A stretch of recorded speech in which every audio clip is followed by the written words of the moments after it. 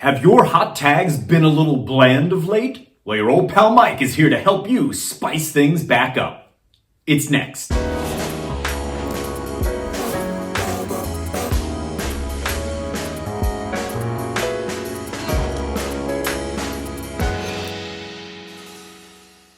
I've got my own intro wrong 5 times in a row now.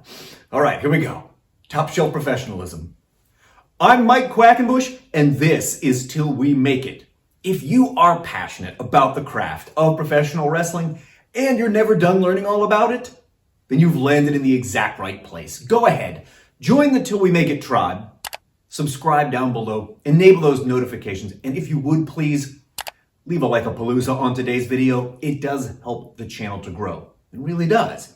Or if you want to take your pro wrestling education, your participation in this project to the next level, consider joining us over on Patreon. Earlier this week, I published an exclusive video just for my patrons looking at 2 key losses in the career of the late, great Scott Hall. One that made a world of difference and one that failed to make an impact.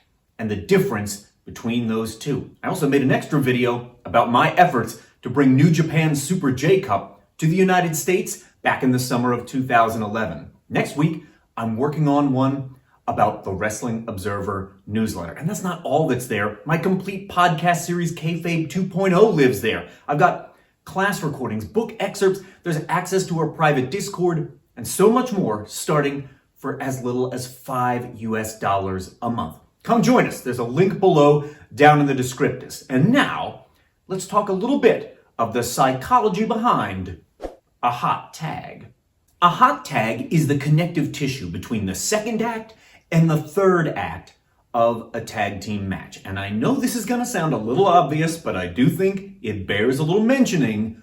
For a hot tag to actually be hot, it has to be preceded by heat, by steam. In other words, a second act that gets the audience emotionally invested in the match. The build to a hot tag is a key objective of the second act of a pro wrestling tag team match.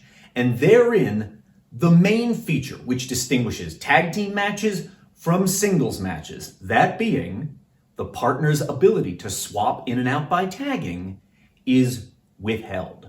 But to be clear, simply withholding a tag throughout the second act of a tag match is not enough. Your job as a tag team wrestler is to make sure the tension continues to rise. Think about some of the names we know for the second act of a wrestling match. The heat, the steam, the rising tension. We have to fulfill that function. The tension must rise. And this is accomplished not only by the performances in the ring, but by the supporting performances by the wrestlers out on the apron. The more desperately one wrestler needs to tag their partner, the higher the tension goes. And when this is built correctly, delivering that hot tag as Act 2 becomes Act 3 will release that tension with an explosive response from the audience. In my book, Toolbox, Building Better Pro Wrestling, I elaborate upon the idea that the heat is the emotional heart of the match. And that is a theory I believe in absolutely. That is the part of the match where the audience must make an emotional investment. Without that emotional buy-in, when a tag team match reaches the end of Act 2 and is about to begin its third and final act, that hot tag will be cold if there isn't emotion loaded into it.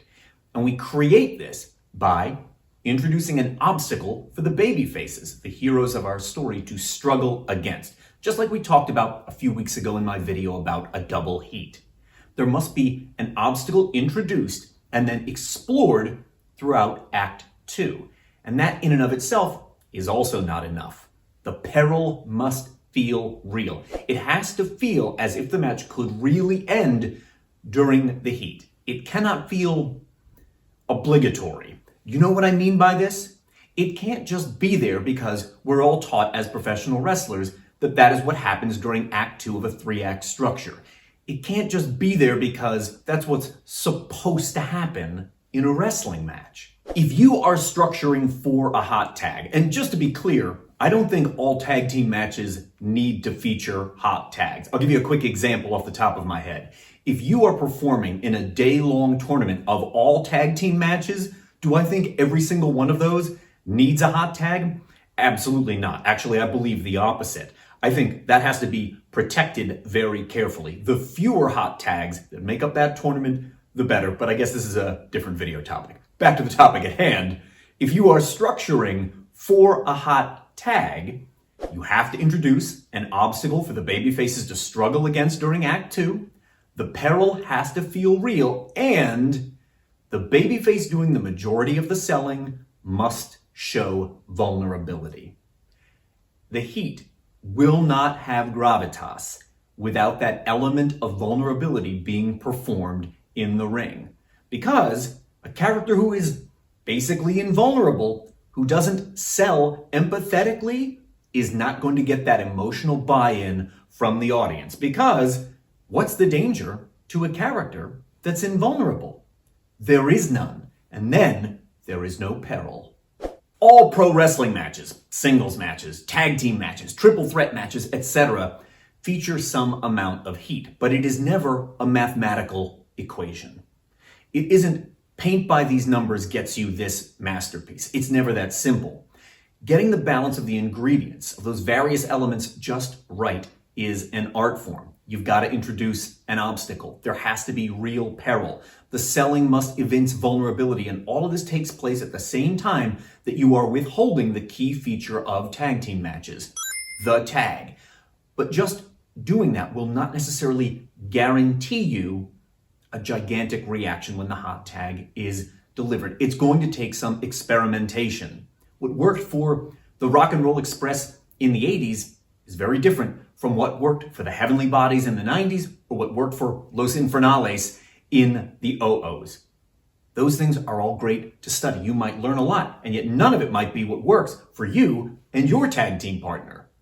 And a real secret of getting the hot tag right is something I feel like no one is talking about. The hot tag does not need to come right at the end of a clever or complex spot. That is irrelevant. The timing is what is essential.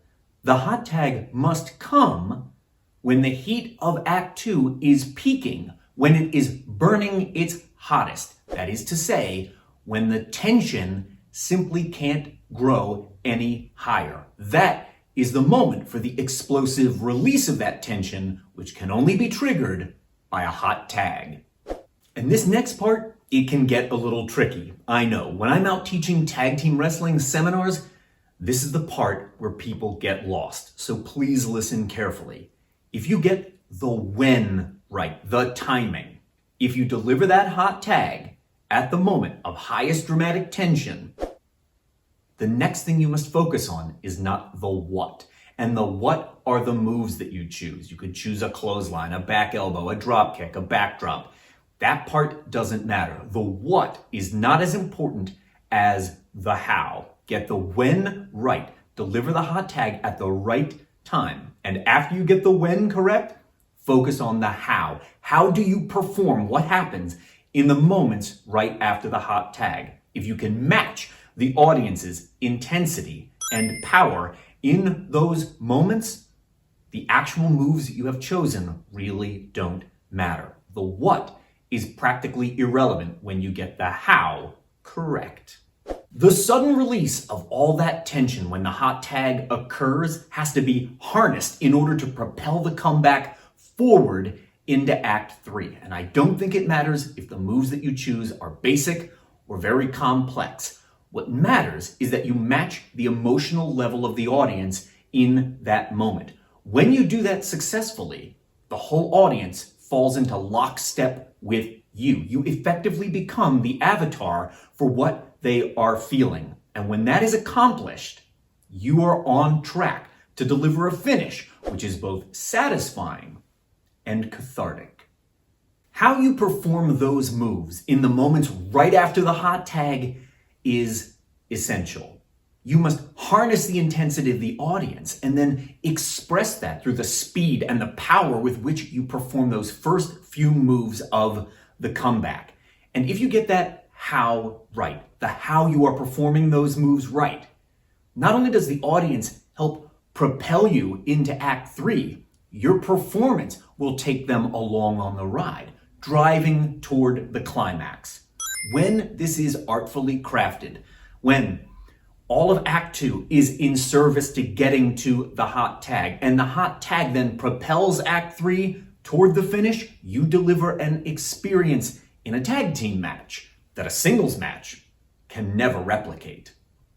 If you want to trace the emergence of tag team wrestling as an innovation across decades of history, that's one of the 6 threads I follow in my book, Pro Wrestling History, 6 Threads and 16 Decades. We look at tag team wrestling, junior heavyweight wrestling, intergender wrestling, 6 threads in all. They're awaiting you over on audible.com, where you can grab my book in audiobook form, or over on amazon.com, where you can download a digital copy in a matter of seconds.